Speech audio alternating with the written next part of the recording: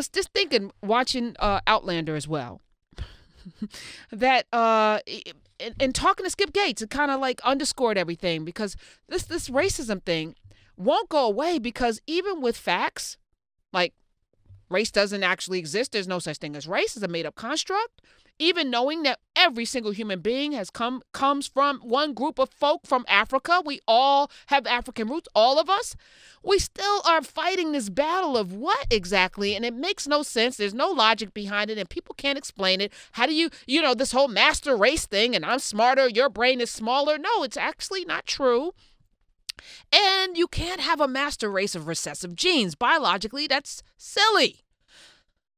So I was thinking about people cutting off their noses to spite their face, and how, like, the Montgomery Bus Company decided that they were not going to capitulate to those darkies with their bus boycott. They go ahead and boycott the bus when they were the majority of people that fed the economy of that bus company. They'd rather go bankrupt. They'd rather go bankrupt than to admit that they were wrong, than to apologize to people that they were stealing from and treating inhumanely. And I relate that to this apology season that we're in, where there's so many people who refuse to acknowledge that maybe an apology is warranted. And I'm talking about Kevin Hart. And well, he apologized already, and so let's get over it. Well, so what does it hurt as these new allegations or old allegations come out to just say sorry if you didn't mean it in the first place? How does that take anything away? It doesn't. And then this weekend, the Heisman Trophy was awarded to a gentleman named Kyler Murray. And they went back into his social media from when he was 16 years old, 15 years old, and he used the word queer in not a nice way, to disparage somebody. But, that's how kids talk. And I could make the argument that he wasn't actually bashing homosexuals, but okay. So guess what he did? He apologized. And it's not a story today because he apologized. The story is, how are you digging into his background and pulling out the emails? Well, because he's a black man. Or not. Maybe it's not because he's a black man, but that's what they do nowadays. And I'm sure, I was thinking somebody on Twitter, I forgot who it was, a brilliant person, was like, everyone needs to go back in their Twitter and their social media and delete things that no longer represent them, so that you don't have this problem. They said, in the case of Kevin Hart, he's a very wealthy man. He could have had somebody on the case to just go back and just strip his social media of all the things that no longer represent him.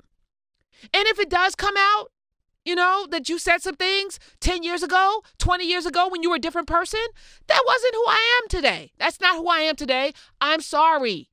How hard is that? But we rather cut off our noses, as this country does, maybe it's the American way, than to capitulate to possibly being wrong. And guess what? We're all human beings, which means that we're prone to being wrong. Part of being human is making mistakes. It's okay. The beauty of being human is that you make mistakes so that you can learn and grow and be better. That's the story arc. But instead, we rather walk around with no noses to prove a point. And what's the point? That we're stupid? That we're inhuman? That we're insensitive? That we're assholes? Is that the point that we're making? So I wanted to say that and just get that off my chest. And for those of you who happen to have a lot of melanin, who hate when people use the N-word, right? Like, what was the girl, Gwyneth Paltrow? She was with Jay-Z and Kanye and used the word, and she knew better. N-words in Paris. Oh, I didn't know. Bill Maher. Oh, I didn't know. Yes, you did. So if we don't accept, we're mad, right, when they do it. But then we want to cape for the Kevin Harts of the world. So that's being hypocritical. All right. So if Bill Maher doesn't get, to apologize, then, and you're mad that he doesn't apologize enough or whatever. And did he even apologize for that? I think he did. Maybe he did. I don't remember. I'm over it.